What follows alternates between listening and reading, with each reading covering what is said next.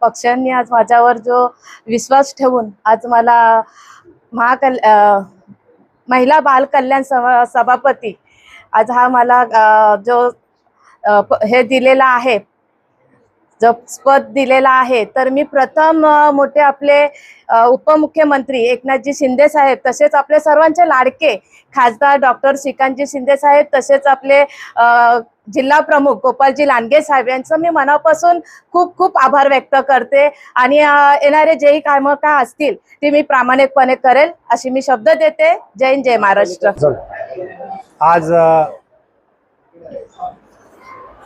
Standing committee आणि महिला बाल कल्याण या दोन्ही कमिटीचे सभापतीपद स्टँडिंग कमिटी चेअरमॅन पदी मल्लेश शेट्टी यांची निवड झाली आणि महिला बाल कल्याण या समितीवर सारिकाताई जाधव यांची निवड झालेली आहे.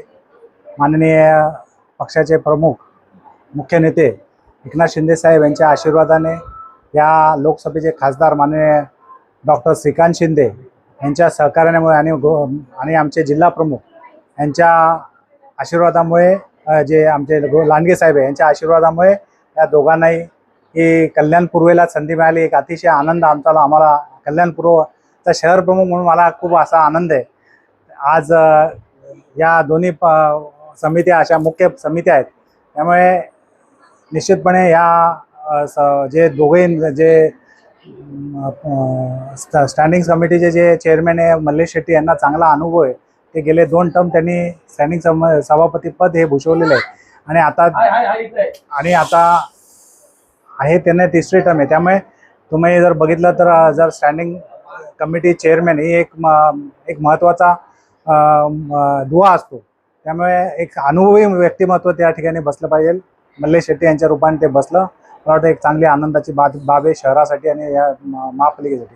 त्याचप्रमाणे आमच्या सारिकाताई जाधव हे गेले 2 टर्म या कल्याणपूर्वेतून निवडून येतात. ते अतिशय अभ्यासू आणि चांगल्या नगरसेविका आहेत आणि निश्चितपणे त्यांना दिल्याने ते कल्याणपूर्वेतील किंवा कल्याण डोंबिवली महानगरपालिकेतील जे महिला बालकल्याणचे ज्यांच्या अंतर्गत जे विभाग येतात त्या विभागाचा ते न्याय द्यायचा प्रयत्न करते.